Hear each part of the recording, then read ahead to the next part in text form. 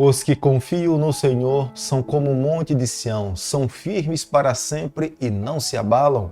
Muito bom dia! Com essas palavras bíblicas, nós começamos mais um dia pedindo a bênção de Deus sobre cada um de nós. Queremos a cada dia vivermos como montes inabaláveis, em meio ao tormento, às lutas, furacões da vida. Queremos nos manter seguros nos braços do Senhor. É por isso que a cada manhã nos voltamos para Ele, recorremos a Ele e suplicamos a bênção dEle sobre a nossa vida.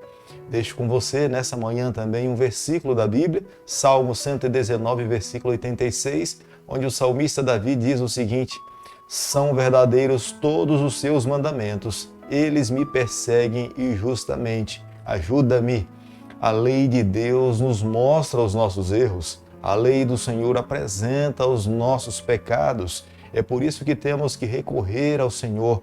Quando somos incomodados pela lei de Deus, somente o Senhor pode nos trazer a paz. Somente Ele pode trazer a cura para as nossas enfermidades. A cada manhã, nesse canal, nós estudamos um capítulo da Bíblia e nessa manhã convido você a ter nas mãos a palavra de Deus no livro de Neemias, capítulo 3, o versículo 1. Então se dispôs Eliasibe, o sumo sacerdote, com os sacerdotes, seus irmãos, e reedificaram a porta das ovelhas. Consagraram-na, assentaram-lhe as portas e continuaram a reconstrução até a torre do Sem e a torre do Ananel. No capítulo que nós estaremos estudando nessa manhã, nós encontraremos aqui muitos princípios para líderes que acredito que se nós colocarmos em prática em nossa vida, nós teremos sucesso na nossa liderança. A verdadeira liderança nós encontramos e ela está fundamentada na palavra do Senhor.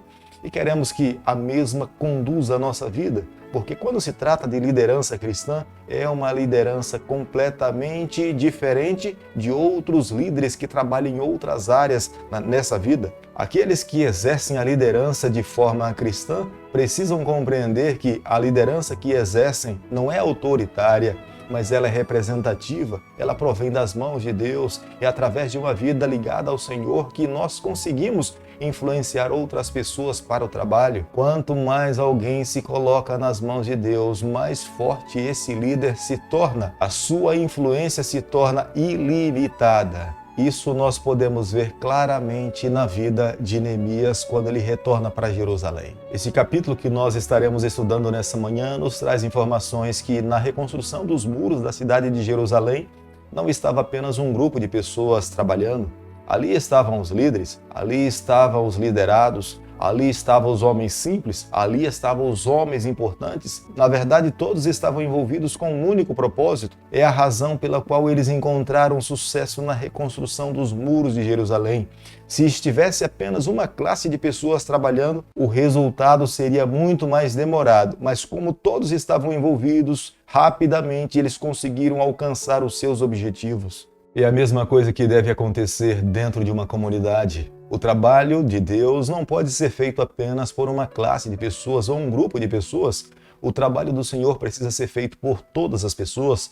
Todos que fazem parte de uma comunidade precisam desempenhar algum tipo de atividade. De acordo com os seus dons, de acordo com as habilidades que receberam de Deus, elas podem servir ao Senhor de acordo com que foram abençoados. Um dos propósitos desse capítulo é honrar aqueles que se doaram para reconstruir os muros de Jerusalém. Embora estivessem ameaçados pelos povos adversários, eles mantiveram a sua fé no Senhor e trabalharam de forma destemida. Nos ensina hoje nos dias em que nós estamos vivendo.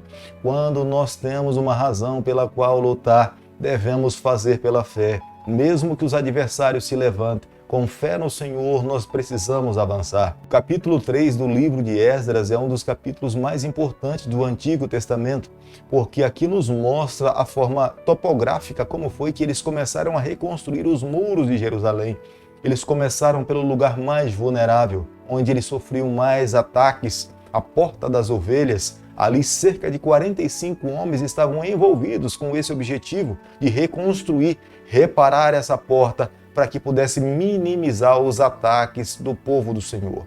Eliasibe era neto de Josua, que era o sumo sacerdote no tempo de Zorobabel. Mais tarde ele se tornou da mesma família de Tobias pelo fato de se casar com pessoas da família de Tobias. mas foi ele mesmo o responsável que profanou o templo do Senhor. A porta das ovelhas era uma porta que estava em ruínas no período de Neemias. Ela ficava do lado oeste. Essa porta, pelo fato de ter sido destruída pelos babilônicos, ela se tornou um lugar onde o povo de Deus sofria os maiores ataques. Nesse momento de reconstrução dos muros da cidade, esta porta foi tomada como sendo prioridade no momento da reconstrução.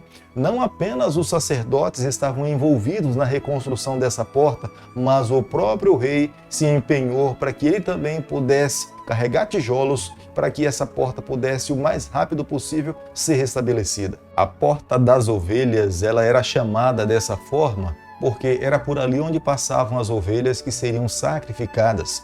O aprisco não ficava muito longe, mas quando as ovelhas eram tangidas para serem levadas e ser oferecidas dentro do santuário, elas passavam por essa porta para serem sacrificadas. A reconstrução dos muros e das portas de Jerusalém não era um ato simplesmente político ou apenas com o intuito de estabelecer uma arquitetura naquela geografia, mas tinha como objetivo de restabelecer algo que pudesse representar a pessoa de Deus. Era um ato de fé, era um ato de confiança no que Deus poderia fazer através deles. Eles estariam santificando, dedicando aquela cidade e as suas vidas para servir ao Senhor. Portanto, não era um ato político, mas era um ato sagrado.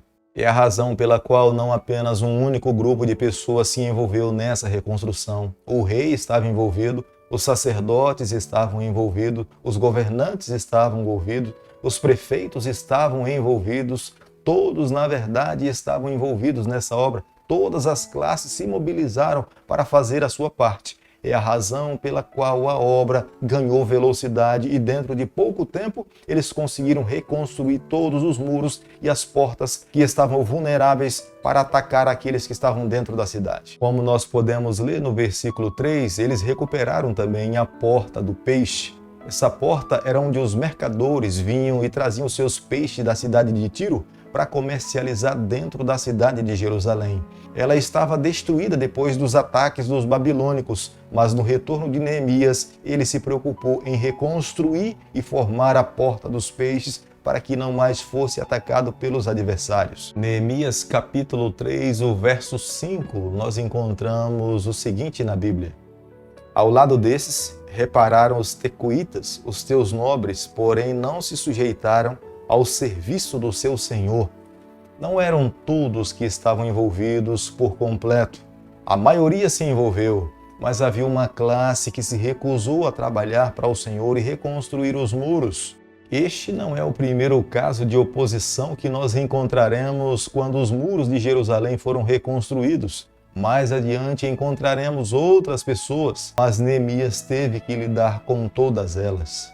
Como nós podemos ler no versículo 12, as mulheres também estavam envolvidas. Não foi dispensado o trabalho das mulheres. Elas poderiam naquele momento contribuir trazendo água, alimentação.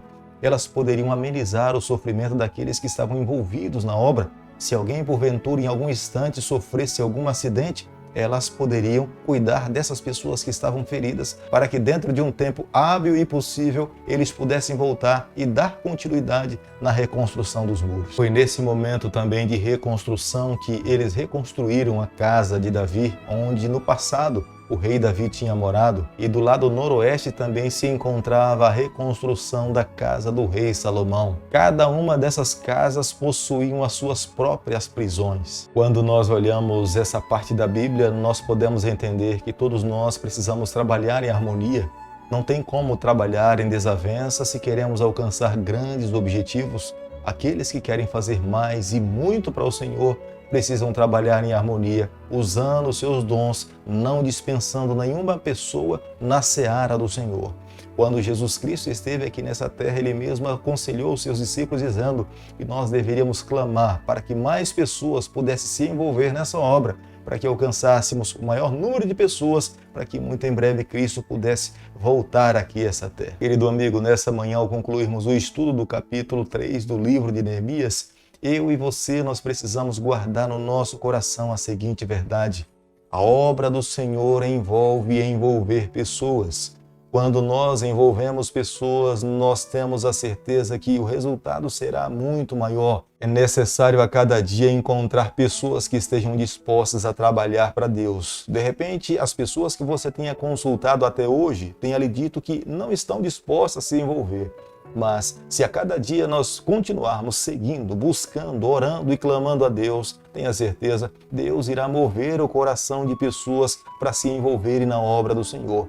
O que não pode acontecer com o líder é esmorecer. Todo aquele que está envolvido na obra do Senhor precisa ter plena consciência que por algum momento ele poderá encontrar obstáculos, oposição. Pessoas como Sambalate irão se levantar para se opor ao trabalho de Deus. Mas nós não podemos nos esquecer, aquele que está conosco irá nos dar forças, irá nos capacitar para que encontremos saída, solução para resolvermos o problema e avançarmos a obra do Senhor. Por isso que a cada manhã é necessário reconsagrarmos a nossa vida, renovarmos a aliança, buscarmos o eterno, pedirmos perdão pelos nossos pecados e intercedermos em prol daqueles que estão envolvidos e que precisam alcançar a salvação em Jesus Cristo. Por isso que nesse instante nós podemos nos voltar para Deus, abrir o nosso coração e pedir a força de Deus sobre a nossa vida. Querido Pai, nas Tuas mãos, nessa manhã nós nos colocamos, confessamos as nossas falhas, nós abrimos o nosso coração, nós queremos ser do Senhor por toda a nossa vida. Fica conosco, nos abençoe, nos guarde e nós oramos em nome de Jesus. Que o Senhor te abençoe e te guarde. Ele faça resplandecer o seu rosto sobre você, que Ele tenha misericórdia de você, que sobre você nessa manhã Ele levante seu rosto e conceda a sua paz em nome de Jesus. Amém.